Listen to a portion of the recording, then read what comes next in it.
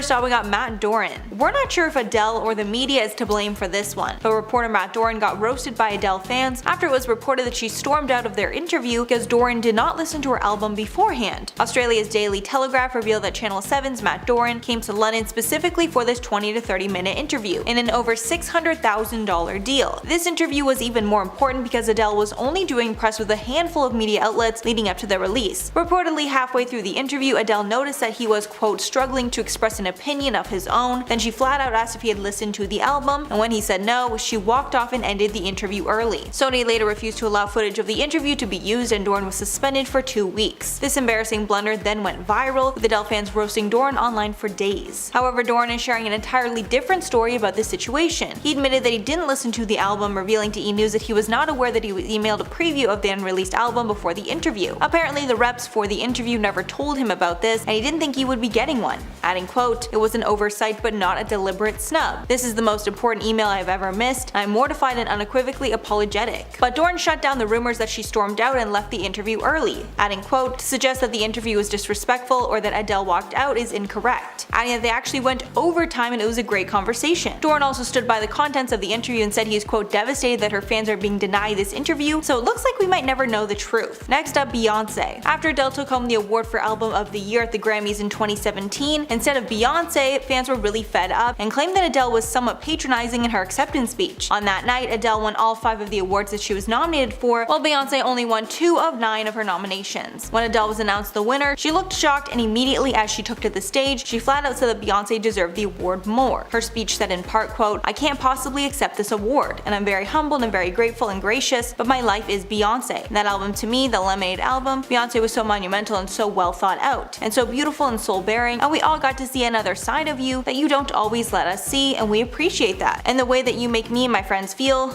the way you make my black friends feel is empowering, and you make them stand up for themselves, and I love you, I always have." Although some fans found the moment completely genuine and heartfelt, many did not. Some fans claim that if Adele really felt that way, she should have invited Beyonce on stage to share her acceptance speech. Some Beyonce fans even say that Adele could have just denied the award and forced the Grammys to give it to Beyonce. One fan tweeted after the show, quote, "Even Adele admitted that Beyonce should have won Album of the Year." In a backstage interview after the award show, Adele continued to express her opinion about Beyonce being robbed. Quote, "I felt that it was her time to win. What the F does she have to do to win Album of the Year? That's how I feel." However, some still felt it was all for show, and if she didn't win, Adele would not have been so vocal in her support of Beyonce. Next up, Peppa Pig. Easily the strangest beef Adele has been in was with Peppa Pig. In an Instagram live where Adele was promoting her upcoming album 30, a fan asked if she would ever collaborate with Peppa, and Adele savagely said no. Then later on during an interview with Capital FM, Adele was confronted by Peppa, who called her out for the comments. The interviewers asked Adele about her comments, then showed a clip of cartoon Peppa saying, quote, "Hello Adele, that made me feel really sad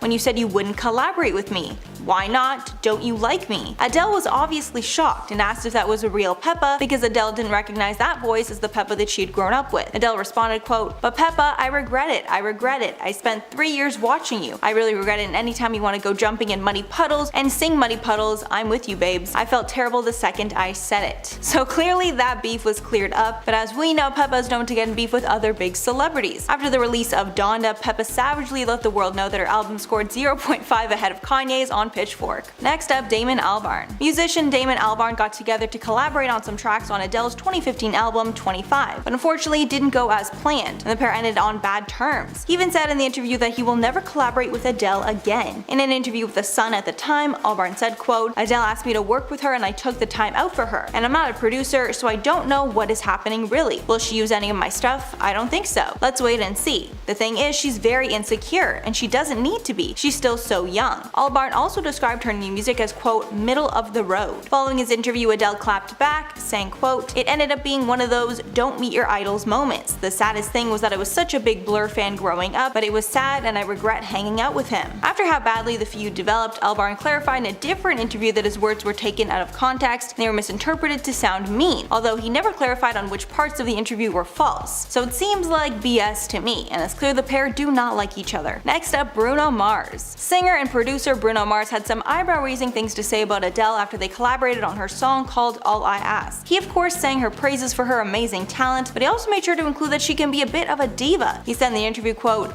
"She's a superstar. She walks into a studio, she's got all this attitude, she's a diva. She's like, I don't want to do this, I don't like that." Then as soon as we hit a couple chords that she liked, we started rolling, and that's where we got that song from. But of course he praised how talented she is, saying that there was a moment when she was in the booth singing when the water started to vibrate. And of course he would love to work with her again. He says he's just waiting for her to call on him again. It's unclear if he meant that she was a diva in an endearing way or if he meant to throw some shade her way. Next up, Piers Morgan. Piers Morgan is known for his controversial opinions on news and pop culture, and his stances on Adele have gotten him in hot water. In November, Piers published a scathing rant against Adele and her decision to include her son on her latest album 30, claiming that she shared her son's heartbreak and pain to promote her last album. Morgan claimed it was hypocritical because Adele had fought for her son's privacy in the past. In his article, Morgan wrote, quote, "Sorry Adele, you're a great singer, but sharing your young son's heartache and pain with your entire world to flog your album is shameful and rankest hypocrisy." Morgan claimed that Adele asked for privacy when it comes to her separation and other personal matters, but then she turns around and exposes those intimate details when it serves her to promote and sell albums. In his article, Morgan wrote, quote, "All this hypocrisy is par for the course with today's oversharing celebrities who love to reveal every prudent detail of their lives for commercial gain, while simultaneously demanding privacy." Adding, quote, "This is the same Adele who went to court to protect her son's privacy when he was just one, winning him a substantial 5-figure sum in damages over paparazzi photos." And lastly, Adele herself. Probably the worst scandal that Adele has ever been in was her scandal surrounding her Bantu knots. In the UK, they celebrate something called the Notting Hill Carnival, where people will share their pride about being a British person with Caribbean descent. And instead of celebrating the occasion how we would have expected, Adele shocked the world when she showed up wearing a Jamaican flag printed bikini and Bantu knots in her hair, a style worn traditionally by black women in the region. Her shocking 100-pound weight loss was easily overshadowed by the backlash she received, with people calling her move cultural appropriation. After waves of backlash, she told British Vogue, quote, "I didn't read the effing room." And in hindsight, she completely understands why the backlash occurred. Adele also decided not to take down the photo, a move which she says was to let people know she was not trying to brush it under the rug. Adele added, quote, "I could see comments being like,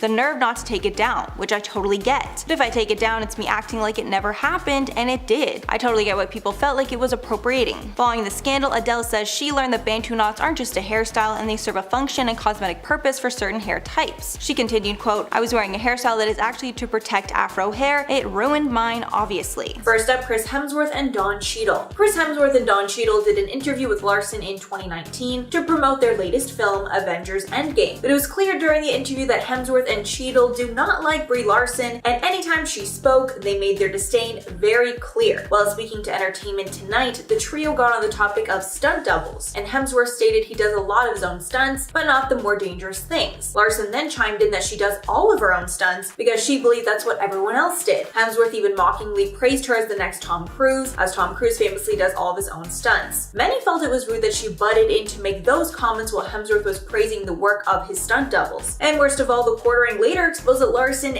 did use a stunt double and she wasn't even telling the truth. Then the topic of which of their superhero characters was the strongest came up, and Larson replied, quote, "There's no competition for me because I'm the strongest." In response, Hemsworth said, quote, "We'll let her think that." Then there was an incident with Cheadle. While Larson was talking about something involving the three of them, Larson started hitting both men with their elbows in a playful way, kind of like this thing. But it was obvious that Cheadle was not having any of it and even flat out told her to stop, not in a playful way. Body language experts broke down the interaction and it was clear that he was not pleased. One expert named Mandy O'Brien made a video breaking down the entire interview, criticizing Larson's appearance and behavior during the Marvel movies press tour. During the interview with Cheadle and Hemsworth, O'Brien said that the men were relaxed while Larson's body language was domineering and stiff. O'Brien felt that Larson was trying to be taller than the men, essentially trying to dominate them, which obviously is not a behavior that will develop a friendship between coworkers. O'Brien added, quote, "I guess in her mind, domination equals acceptance. In reality, submission will get you a lot further in friendship circles than trying to dominate and boss everyone around." Next up, Jeremy Renner. Clearly, Brie Larson is not very good in interviews, and she had another awkward interaction with her co-star, Jeremy Renner, during an interview. The topic of discussion was being a celebrity and being conscious of their platforms. Larson responded, quote, "I'm committed to self-improvement. I work at being the best person that I can be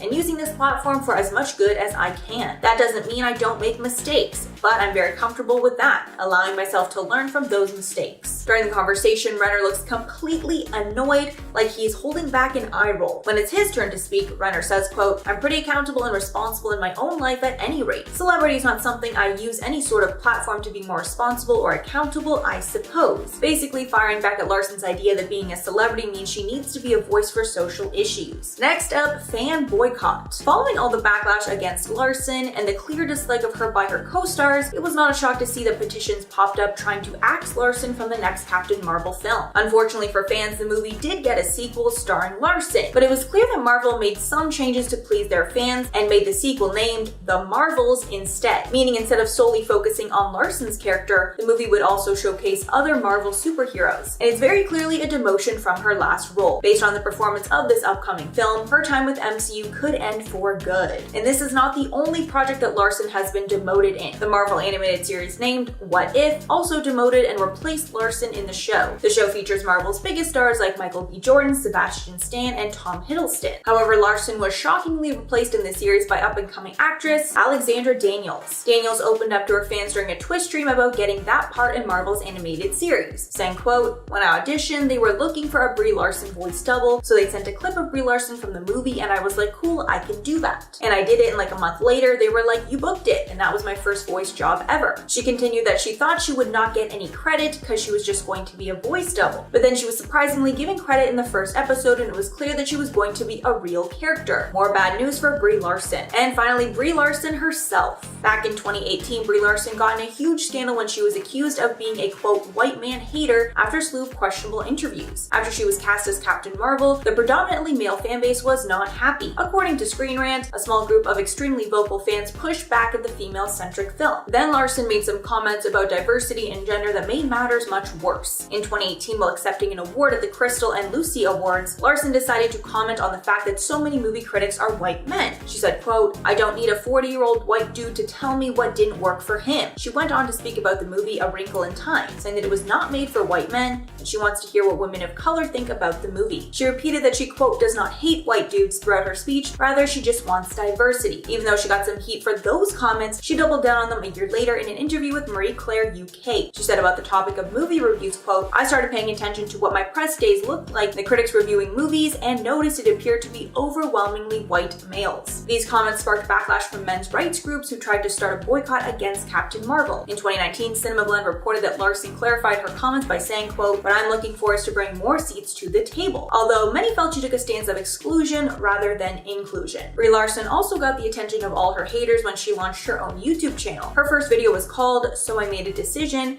announcing the channel. It got great views, over 500,000 in less than a day, and over 127,000 subscribers. But the dislikes on the video were very high. In that time, the video raked up over 50,000 likes, but 18,000 dislikes, with some of the comments saying that the dislikes should be way higher. One comment read that when they first saw the video, it had 18,000 dislikes, but when they came back to it about an hour later, it only had 17,000 dislikes, so 1,000 less, meaning that she was potentially covering it up and getting rid of them somehow. This was even more proof for her haters that she was just a liar. Another scandal that got Larson in some serious heat was when she lied about her casting in Captain Marvel. Fans respect that she has to keep it a secret for the sake of contracts, but the way she went about it rubbed a lot of people the wrong way. According to Cheat Sheet, a month before Marvel confirmed that Larson had been cast as Carol Danvers and the 2016 Comic-Con, a reporter asked her about the upcoming movie, trying to get the inside scoop on the role. To the question of if she was playing the role, Larson responded, quote, "Who's Captain Marvel?" She continued to play dumb, saying, quote, "So I would be playing a man? I'm down to play Chris Evans. Oh wait, no, Chris Evans is Captain America. Who's Captain Marvel? I have no idea what I'm talking about." Since they announced only a few days later, it's clear that she knew what was going on. But the annoying way that she went about it really rubbed people the wrong way. First up, we got Nicki Minaj. This feud between these two is so intense, it spilled over to real life, and the pair had an incredibly awkward moment at the VMAs. It started when Nicki tweeted in response to the nominations for the 2015 MTV VMA Awards. She was frustrated that she was not nominated for her video Anaconda. She said, quote, "When the other girls drop a video that breaks records and impacts culture, they get that nomination." As a side note, Taylor Swift ended up getting nominated that year and took Nicki's comment as a personal dig. However, her and Nicki did come to a truce after some time, when they discussed the real reason behind Nicki not getting nominated. At this point, you're probably wondering where Miley gets involved here. So a few weeks after Nicki's tweet, Miley did an interview with the New York Times where she spoke about Nicki's lack of nomination. Miley said, quote, "What What I read sounded very Nicki Minaj, which if you know Nicki Minaj is not too kind. It's not very polite. I think there's a way that you speak to people with openness and love. You don't have to start this pop star against pop star war. This statement got tons of backlash, and it seemed that Miley was feeding into the angry black woman stereotype, along with saying that Nicki was too aggressive when speaking about her disappointment. Then things came to a head at the VMAs when Nicki came on stage to accept an award, and she directly called out Miley, who was hosting a part of the event. Nicki said, quote,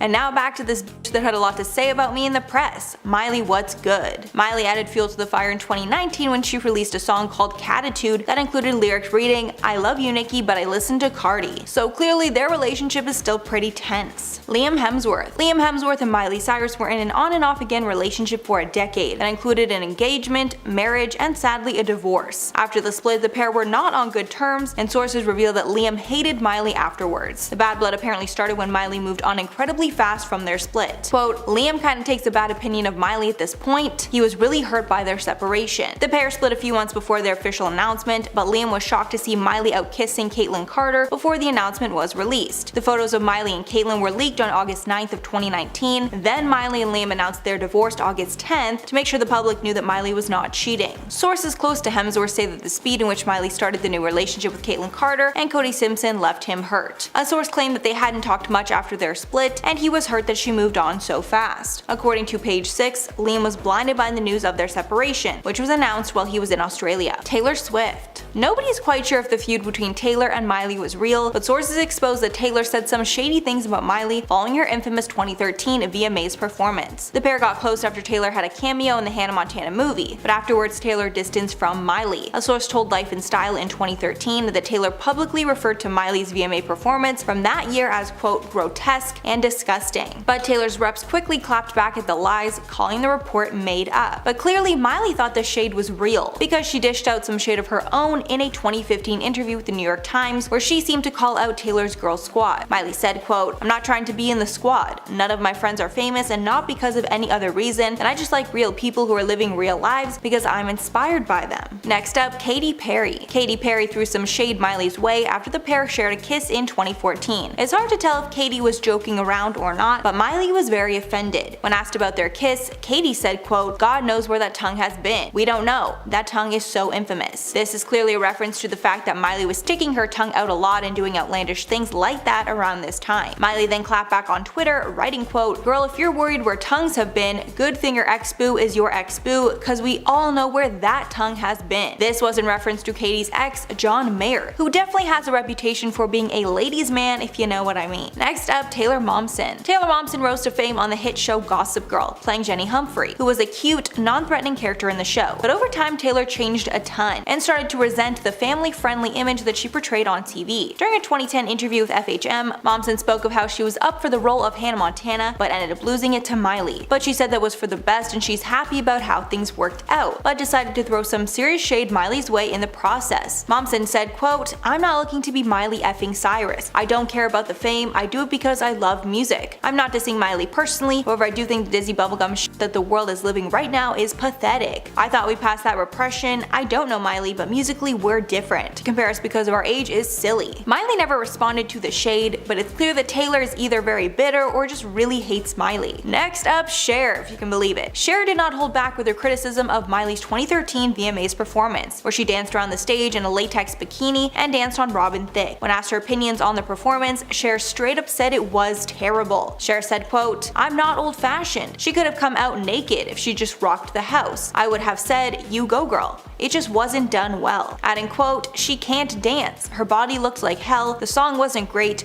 One cheek was hanging out, and chick, don't stick your tongue out if it's coated." Cher continued that it might have all been a publicity stunt to get people talking about Miley and her new look, but it seems that after reflecting on the comments, Cher actually regretted what she said, and said she was ashamed that she threw that much shade at Miley. Although Cher clarified that she does not apologize for what she said, and says she feels the next time she will just not share her opinions. Jodie Sweetin. Miley was called out by Jodie Sweetin's fans in 2016 after Miley posted a throwback picture showing Jodie partying, which was insensitive considering Jodie publicly came out as sober since that photo was taken. Although Miley was probably trying to share a sweet moment, Jodie's fans felt it was very insensitive that Miley was reminding Jodie of this unfortunate time in her life when she was struggling. When E! News asked Jodie about the photo, she took the high road, saying, quote, "I don't pay attention to the negative stuff. I have so much good stuff going in my life right now that I try try not to pay attention. After all the heat, Miley edited the caption to read, "Current mood, #Fuller House, only you freaks take this as shaming." To me, it looks like Stephanie is having an effing gay old time. So clearly Miley did not understand the criticism and defended the photo as the pair were having a good time. Shanae Grimes. Following the release of Miley's viral music video for Wrecking Ball, Shanae Grimes called out Miley on Twitter, saying she needs to bathe after the gross video. Grimes tweeted, quote, "What the F is up with Miley's new music video? I mean, I don't know the girl, but if I did, I demand she bath twice, put on some clothes, and give her a big hug. She looks like she needs it." But that was not all. Grimes' husband, Josh Beach, also chimed in shading her music video and saying that Miley needs to be very wary of how her young fans will take it. Beach wrote in his blog, quote, "Miley's got a new video and to be honest, I like the song. The video is maybe a bit unnecessary considering her fans are aged between 10 and 12, but whatever floats your boat, I guess." Next up, Ed Sheeran. Following Miley's MTV VMA performance with Robin Thicke, Ed shared his very critical thoughts about Miley's dance moves. In an interview with The Mirror, Ed Sheeran referred to her dancing as stripper moves and not appropriate for her audience. Then when asked about her Wrecking Ball music video, Ed replied, quote, "Twerking is what exotic dancers do, it's a fact. If you go to an adult club, they twerk. You shouldn't be encouraging little kids to dance like that. If I had a daughter of mine, I wouldn't want her doing that." Adding, quote, "When I first heard Wrecking Ball, I thought it was a brilliant song, but the video distracts too much from it." But apparently after Sheeran said those strong words about Miley, he regretted it and wants to apologize for what he said to her. While speaking to Howard Stern, Ed said that he was pretty drunk from an after party when reporters came up and asked him about Miley. At the time, he thought he told Miley to stop with the raunchy dancing in a nice way, but he got tons of anxiety when he realized that he was really mean to her. He added, quote, "I said something along the lines of, 'Your voice is amazing, your songs are amazing, just stop twerking.' I didn't say it in the nicest way and I do genuinely love her music and think her voice is great." But it seems that Miley did not accept his apology because at the time he said some really rude stuff. While Miley was talking about her newest project at the time, Malibu, Billboard asked if her new album is, quote, "pretty singer-songwriter-y, no?" Cyrus replied, quote, "Yeah, but not granola. I don't listen to Ed Sheeran and John Mayer and stuff."